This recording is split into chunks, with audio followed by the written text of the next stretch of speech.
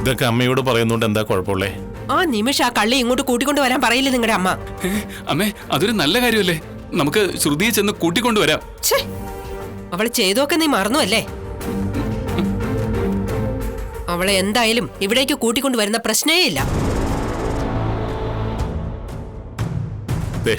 നമ്മളെല്ലാം മറക്കേണ്ട സമയമായത്. അവളുടെ വയറ്റിൽ വളരുന്നത് നമ്മുടെ മകന്റെ കുഞ്ഞാ. ഈ സമയത്ത് അവളുടെ കൂടെ നമ്മളെല്ലാവരും വേണം ചന്ദ്രേ. നമുക്കിതെല്ലാം അമ്മയോട് തുറന്നു പറയാം. എന്നിട്ട് നീയും ശ്രുതിയും ചേർന്നിട്ട് ശ്രുതിയെ കൂട്ടിക്കൊണ്ടുവാ. ചെല്ല. ഞാൻ പോവില്ല. നമുക്ക് പോവാമേ. ചന്ദ്രേ, ദേവിയേട്ടൻ പറഞ്ഞത് ശരിയാ. നീ ഏത് അനുസരിക്ക്. സന്തോഷത്തോടെ ഭർത്താവിനൊപ്പം കഴിയേണ്ട സമയമല്ലേ ഇത്? അവളാണെങ്കി ഇപ്പൊ വല്ലാത്തൊരു മാനസികാവസ്ഥയിലുവാ. ഇങ്ങനെയാ പോകുന്നെങ്കിൽ ആ കുഞ്ഞ് എന്നെ ഇല്ലാതെയാവും. അയ്യോ, എന്റെ കുഞ്ഞ്. അവന്റെ കുഞ്ഞ്. നീ സന്തോഷ വാർത്ത അറിയിക്കാൻ വേണ്ടി വന്നല്ലേ? അത് അറിയിച്ചല്ലോ. ഇനി സ്ഥലം വിടാൻ നോക്ക്. ഓ, വല്ലാത്തൊരു വാശി തന്നെയാ ചന്ദ്രേ നിനക്ക്. ആ അതെ. എന്നാ നീ സ്വീറ്റ്സ് അകത്തോണ്ട് വെക്കേ.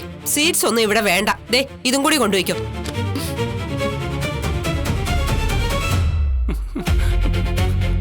അമ്മേ, അതെ, അമ്മ വരുന്നില്ലെങ്കിൽ വേണ്ട. ഞാൻ പോയി എന്റെ ശ്രുതിയെ വിളിച്ചോണ്ടിരാൻ പോവാ. അവള് ചെയ്തൊക്കെ നമുക്ക് തൽക്കാലം മറക്കാം അമ്മേ. അച്ഛാ, അച്ഛാ, എനിക്ക് എന്റെ കുഞ്ഞിനെ വേണം. ഞാൻ പോയി അവളെ വിളിക്കാൻ പോവാ. നിക്കടാ അവിടെ.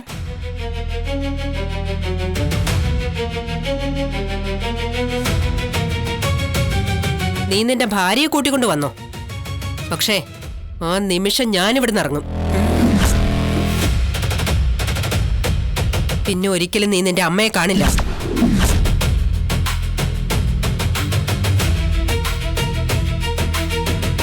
അമ്മേ. ചന്ദ്രേ,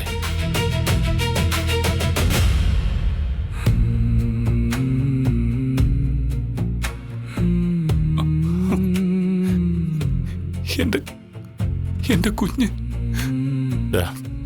അച്ഛാ, ഇക്കാര്യത്തിൽ നിന്റെ അച്ഛൻ നിസ്സഹായനാ. വിഷമിക്കാതിരിക്കേ. ഒരു ദിവസം നിന്റെ അമ്മയ്ക്ക് അവളുടെ തീരുമാനങ്ങൾ തിരുത്തി പറയേണ്ടി വരും.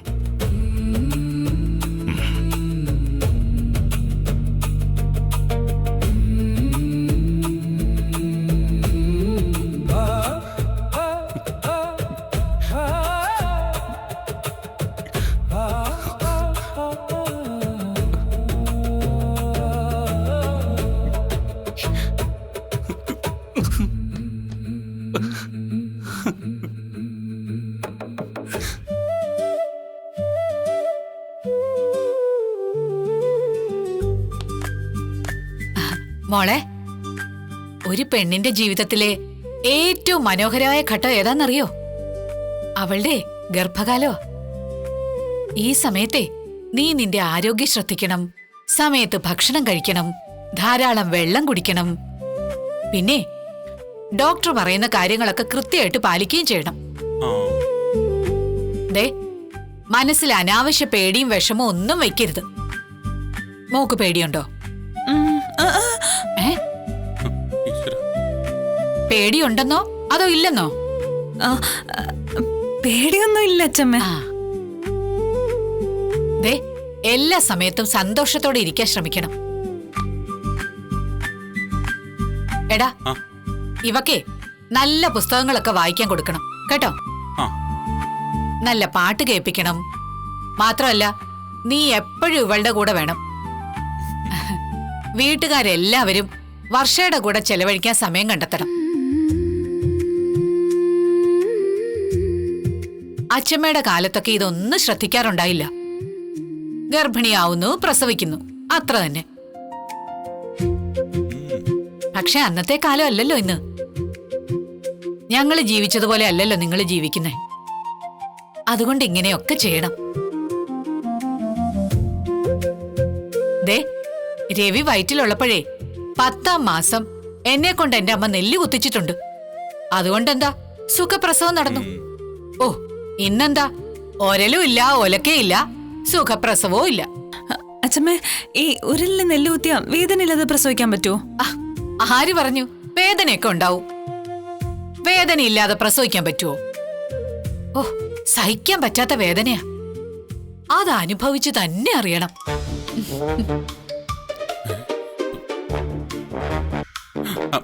അച്ഛമ്മേ, അച്ഛമ്മ വന്നിട്ട് ഒന്നും കഴിച്ചില്ലല്ലോ.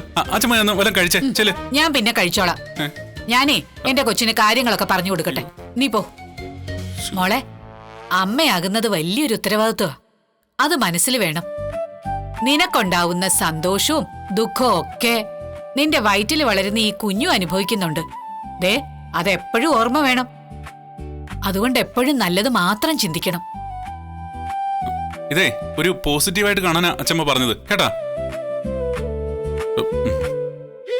എന്തെങ്കിലും ബുദ്ധിമുട്ട് തോന്നിയാലേ ആരോടും പറയാതെ സഹിച്ചു നിൽക്കാൻ പാടില്ല. വീട്ടിലുള്ള എല്ലാരോടും ഡോക്ടറോടും ഒക്കെ പറയണം. പിന്നെ ചന്ദ്രയാണെങ്കി ഒരു മടിച്ചിയാ. അവക്കിതൊന്നും അറിയില്ല. അതുകൊണ്ട് മോളുടെ കാര്യങ്ങളൊക്കെ രേവതി നോക്കിക്കോളും. നമ്മളെല്ലാരും നിന്റെ കൂടെ ഉണ്ട്. നീ ധൈര്യമായിട്ടിരിക്കേ. കൂടെ ഉണ്ടെന്ന് പറഞ്ഞിട്ട് എന്താ കാര്യം? വേദന ഞാൻ വേണ്ടി സഹിക്കാൻ. അത് വേണം. അത് മോള് തന്നെ സഹിക്കണം. ഇത് കുളമാക്കും.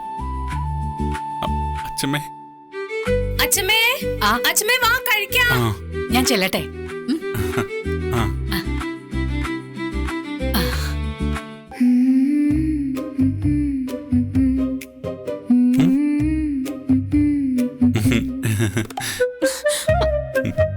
അയ്യോ,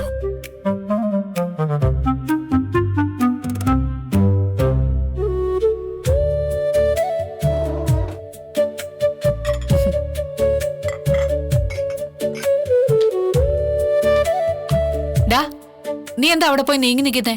ഇങ്ങി വാ. വാടാ ഇങ്ങോട്ട്. ഇവിടെ ഇരിക്കെ.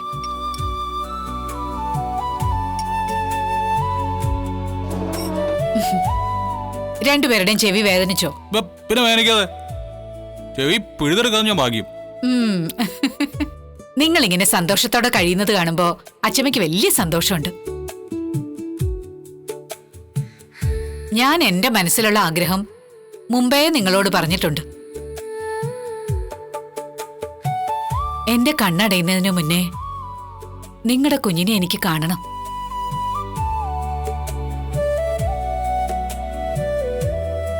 കുഞ്ഞുങ്ങൾ എന്നത് ദൈവത്തിന്റെ അനുഗ്രഹമാണ്. നിങ്ങൾ വിചാരിച്ചോണ്ട് മാത്രം കാര്യമില്ല. അതിന് അതിൻ്റെതായിട്ടുള്ള സമയമുണ്ടെന്ന് എനിക്കറിയാം.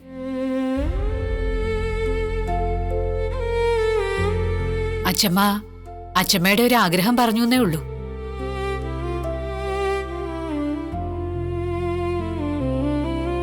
ഇടയ്ക്കിടയ്ക്ക് നിങ്ങളുടെ കുഞ്ഞിനെ കയ്യിലെടുത്ത് കൊഞ്ചിക്കുന്നത് ഞാൻ സ്വപ്നം കാണാറുണ്ട്. അച്ഛമ്മേ, ഞങ്ങള് പ്രാർത്ഥിക്കുന്നുണ്ട്. വീടിനടുത്തേ പ്രസിദ്ധമായൊരു ദേവീക്ഷേത്രമുണ്ട്. അവിടെ തുടർച്ചയായിട്ട് 41 ദിവസം തൊഴുത് പ്രാർത്ഥിച്ച കുഞ്ഞുങ്ങൾ ഉണ്ടാകുമെന്നാ വിശ്വാസം. നിങ്ങൾ രണ്ടുപേരുവേ വീട്ടിൽ വന്ന് നിൽക്ക്. ദിവസവും ആ ക്ഷേത്രത്തിൽ പോയി പ്രാർത്ഥിക്കും. അയ്യോ, ഇത്രയും ദിവസമൊക്കെ ഇവിടുന്ന് മാറി നിൽക്കാൻ പറ്റുമോ അച്ഛമ്മേ? ഞങ്ങക്ക് ജോലിക്ക് പോണ്ടേ? 360 ദിവസവും ജോലി ചെയ്തോണ്ടിരുന്നാ മതിയോ? നിങ്ങൾ അങ്ങോട്ടേക്ക് വാ. പ്രാർത്ഥിച്ച അച്ഛമ്മയുടെ ആഗ്രഹം നടക്കും. അച്ഛമ്മ പറഞ്ഞ നിങ്ങൾ കേൾക്കില്ലേ? നോക്കാം അച്ഛമ്മേ, കുറച്ചുകൂടെ കഴിയട്ടെ. വയസ്സായില്ലടാ എനിക്ക്. എപ്പോഴാ പോകുന്നതെന്നൊന്നും പറയാൻ പറ്റില്ല.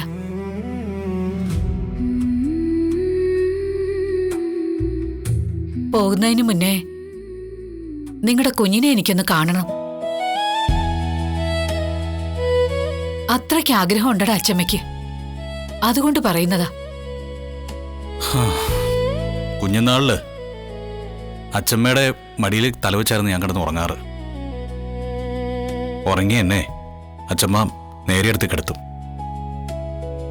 അന്ന് മടിയിൽ തലവെച്ച് കിടക്കുമ്പോൾ ഞാൻ എൻ്റെ ഓരോരോ ആഗ്രഹങ്ങൾ പറയുമായിരുന്നു. അങ്ങനെ പറഞ്ഞ് അവസാനം ഞാൻ ഉറങ്ങിപ്പോവും. എൻ്റെ ആഗ്രഹങ്ങൾക്കൊന്നും കയ്യും കണക്കുണ്ടായിരുന്നില്ല. എല്ലാം എൻ്റെ അച്ഛമ്മ സാധിച്ചു തന്നിരുന്നു.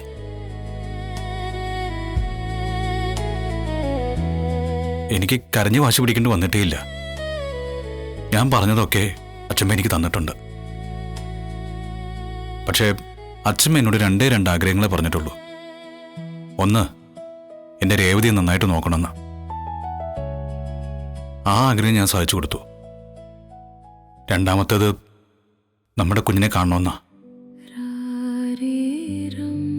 അച്ഛമ്മേ, ആ ആഗ്രഹം നടക്കും. അച്ഛമ്മ സ്വപ്നം കണ്ടതുപോലെ ഈ കൈകളിലേക്ക് ഞങ്ങൾ ഞങ്ങളുടെ കുഞ്ഞിനെ വെച്ച് തരും.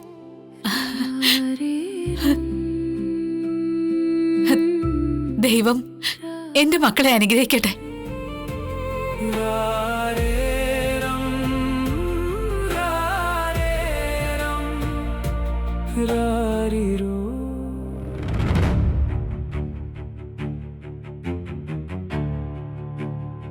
നിനക്ക് കോളൊന്നും വരുന്നില്ലല്ലോ. നീ പ്രഗ്നന്റ് ആണെന്ന് മാമാന്റെ വീട്ടിൽ പോയി പറഞ്ഞില്ലേ? പറഞ്ഞിരുന്നു. എന്നിട്ടെന്താ അവിടെ നിന്ന് ആരും വിളിക്കാത്ത?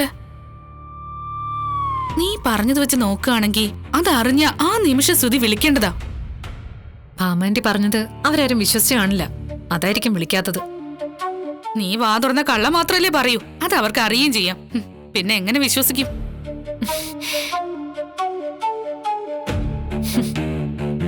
ഇനി എന്തു ചെയ്യും?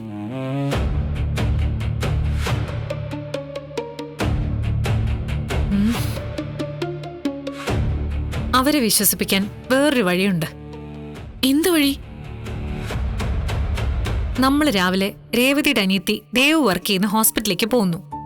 എന്നിട്ട് അവളെ കാണുന്നു. തന്ത്രപൂർവ്വം നമ്മൾ സംസാരിക്കുന്നു. എന്ത് സംസാരിക്കാൻ? നമ്മളെ കാണുമ്പോ അവള് ചോദിക്കുമല്ലോ എന്തിനാ വന്നേന്ന്. ഞാൻ പ്രഗ്നന്റ് ആണ്, ഗൈനക്കോളജിസ്റ്റിനെ കാണാൻ വന്നതാണെന്ന് പറയും. അവളത് വിശ്വസിക്കുകയും ചെയ്യും. എന്ത് കിട്ടിയാലും അവളത് ചേച്ചിയോട് ഷെയർ ചെയ്യുമല്ലോ. അവള് ഇതും രേവതി വിളിച്ചു പറയും. അപ്പൊ രേവതി എന്ത് ചെയ്യും? വീട്ടിലെല്ലാവരോടും പറയും. ഭാമാൻറ്റി പറഞ്ഞിട്ട് വിശ്വസിക്കാത്ത അവര് ദേവ് പറഞ്ഞു എന്ന് പറയുമ്പോ അങ്ങ് വിശ്വസിച്ചോളൂ. ഒന്ന് ട്രൈ ചെയ്ത് നോക്കാം. നടന്നാ നടന്നു. നടക്കും. ദേവ് വിളിച്ച് പറഞ്ഞിരിക്കും.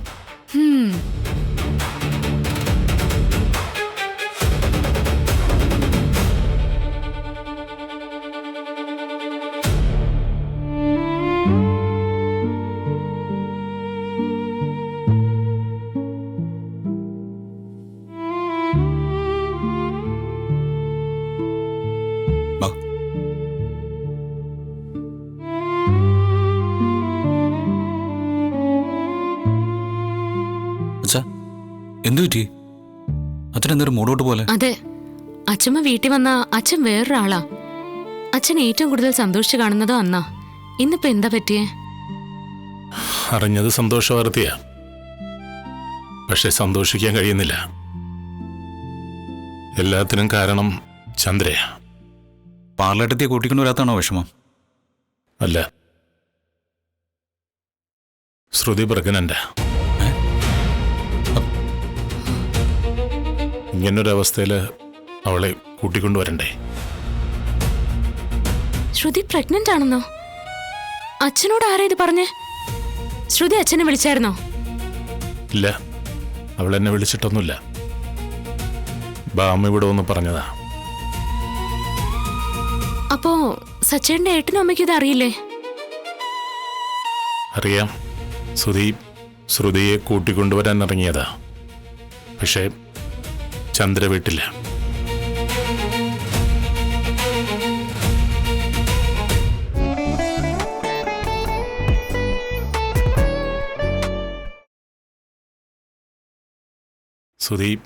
ശ്രുതിയെ കൂട്ടിക്കൊണ്ടുവരാൻ ഇറങ്ങിയതാ.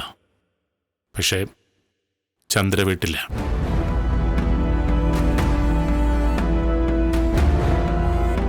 അവളെ കൂട്ടിക്കൊണ്ടുവന്നാല് ചന്ദ്ര ഇവിടെ നിന്ന് ഇറങ്ങുമെന്നാ പറയുന്നേ.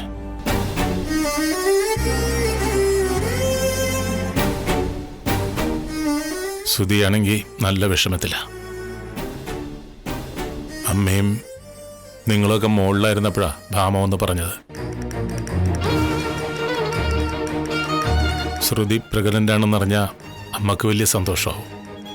പക്ഷേ അമ്മയോട് പറയേണ്ടെന്നാ ചന്ദ്ര പറയുന്നേ. അച്ഛമ്മയോട് പറയാതിരുന്ന അത് മോശമാവില്ലേ? എന്നായാലും അച്ഛമ്മ ഇത് അറിയേണ്ടതല്ലേ? അപ്പോ മുന്നേ പറയാത്തോണ്ട് അച്ഛമ്മയ്ക്ക് വിഷമാവും, അത് ചോദിക്കുകയും ചെയ്യും.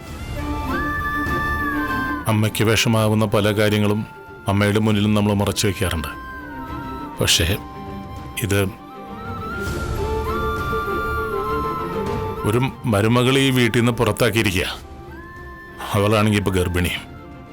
ഇതൊക്കെ എങ്ങനെയാ പറയാതിരിക്കുക? അച്ഛാ, വീട്ടിൽ നടന്നതൊക്കെ അച്ഛമ്മയോട് മറച്ചു വെക്കുന്നതിൻ്റെ വിഷമം അച്ഛനെ പോലെ തന്നെ എനിക്കുമുണ്ട്.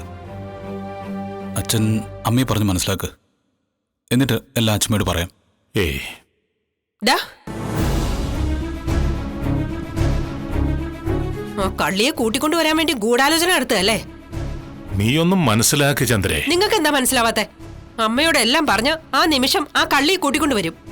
ഈ വീട്ടിൽ ഞാൻ വേണോ അതോ അവള് വേണോ? അത് നിങ്ങൾ തീരുമാനിക്ക്. എന്റെ പൊന്നു ചന്ദ്ര, ഇത് നമ്മുടെ മോന് വേണ്ടിയിട്ടല്ലേ, അവൻ ഓർത്തിട്ടല്ലേ. എന്തൊക്കെ പറഞ്ഞാലും അവനൊരു അച്ഛനാവാൻ പോവില്ലേ? ഓ, അച്ഛൻ! ആ കള്ളി ഇവിടെ കയറി പറ്റാൻ വേണ്ടി ഓരോ കള്ളക്കഥ ഉണ്ടാക്കി ഇറങ്ങിയിരിക്കുക. അവള് പ്രഗ്നന്റ് ഒന്നും അല്ല. അവള് പറയുന്നത് എന്തും വിശ്വസിക്കുന്ന മണ്ടന്മാരെ വീട്ടിലുള്ളതെന്ന് അവൾക്ക് നന്നായിട്ട് അറിയാം. സുധി അച്ഛനാവാൻ പോത്രേ. അങ്ങനെ പറഞ്ഞാൽ നമ്മുടെ മനസ്സലിയുമല്ലോ. അതാ കള്ളിക്ക് അറിയാം. അതുകൊണ്ടാ ഇങ്ങനെ ഒരു നമ്പർ ഇറക്കിയത്. ഇത് കള്ളല്ല, സത്യ.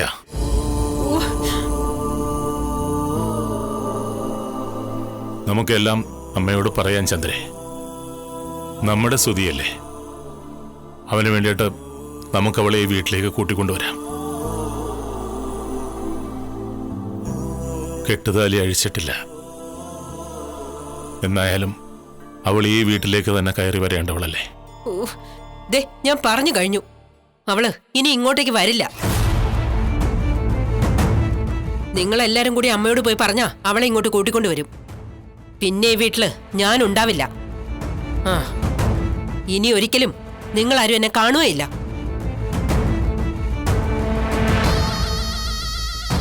നിങ്ങൾക്ക് എല്ലാവർക്കും എന്നേക്കാൾ വലുത് ആ കള്ളിയാണെങ്കിൽ നിങ്ങൾ എല്ലാവരും കൂടി പോയിട്ട് അമ്മയോട് പറ.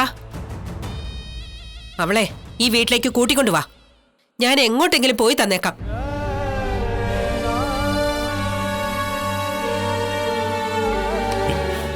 എന്താടാ ചെയ്യ? സുധി, അവനെന്താ പിഴച്ചേ? അച്ഛാ, അമ്മയൊക്കെ വലുതല്ലല്ലോ നമുക്ക് മറ്റാരും. നമുക്ക് ഈ വിഷയം വിടാം.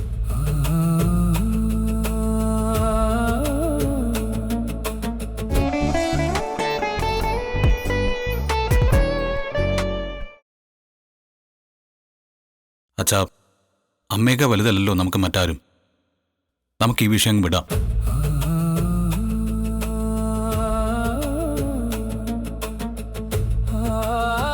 അവളെ കൂട്ടിക്കൊണ്ട് വരണമെന്നുള്ള കാര്യത്തിൽ സുധി ഒരു തീരുമാനം എടുക്കട്ടെ.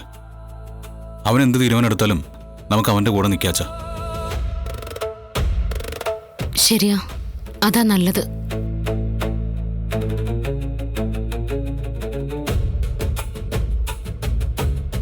അച്ഛാ, അമ്മ പറഞ്ഞ പോലെ ഇവിടെ കയറിപ്പറ്റാൻ വേണ്ടി പ്രഗ്നന്റ് ആണെന്ന് പാർലടുത്ത് കള്ളം പറഞ്ഞാണോ?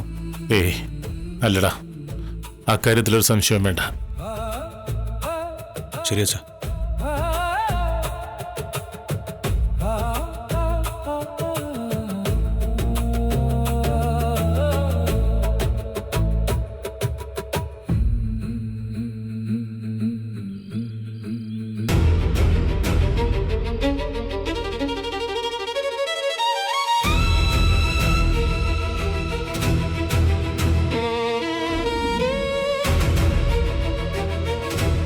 അച്ഛമ്മയോടെല്ലാം പറഞ്ഞാലോ?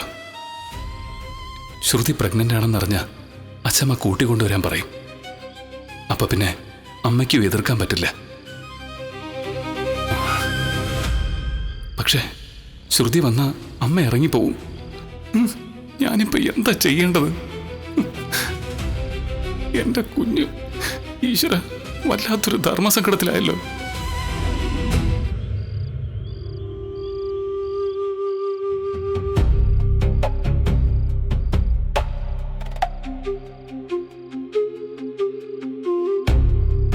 ചന്ദ്രേ, സുധി എവിടെ? അവൻ മുറിയിലുണ്ടമ്മേ. ആ അവനെന്തിനാ ഈ മുറി കയറി അടച്ചിരിക്കുന്നേ? കിടക്കാറായില്ലല്ലോ.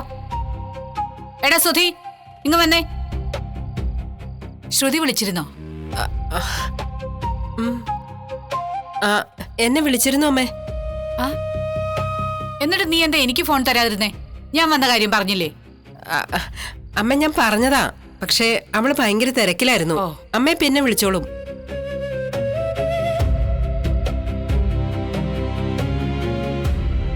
വീട്ടിൽ ഇങ്ങനെ ഒരു വിശേഷം ഉണ്ടായപ്പോ അവക്ക് ബാംഗ്ലൂരിൽ നിന്ന് എത്താമായിരുന്നു. അവള് ഉടനെ തന്നെ വന്നോളൂ അമ്മേ. ഓ, ആ, അച്ഛമ്മേ എന്താ വിളിച്ച്? നീ ഇവിടെ വന്നിരുന്നേ. വാടാ, വന്നിരിക്കെ. വാ, ഇരിക്കങ്ങോട്ട്.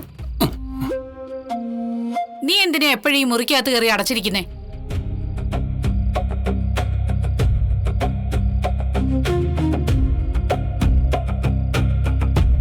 അച്ഛമ്മയോട് എല്ലാം തുറന്നു പറഞ്ഞാലോ?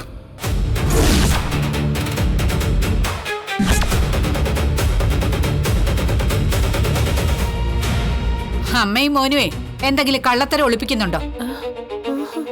രണ്ടുപേരുടെയും ഭാവം കണ്ടിട്ടേ എനിക്ക് അങ്ങനെയാ തോന്നുന്നത്. ശ്രുതിയും വർഷയും അമ്മയാവാൻ പോവാ. പക്ഷെ എന്റെ ആഗ്രഹം മാത്രം നടക്കുന്നില്ല. നീ ഇങ്ങനെ വിഷമിക്കാതെ. നിന്റെ ആഗ്രഹങ്ങൾ ഒക്കെ നടക്കും. അമ്മയ്ക്ക് മുന്നിൽ നീ നന്നായിട്ട് അഭിനയിച്ചു. പക്ഷേ അമ്മയെ പറ്റിച്ചു എന്ന് നീ കരുതണ്ട. നാളെ അമ്മയ്ക്ക് മുന്നിൽ നീ നാടകം കളിച്ചാണെന്ന് അമ്മ അറിയും. അമ്മ എങ്ങനെ പ്രതികരിക്കുമെന്ന് നിനക്ക് ഊഹിക്കാലോ.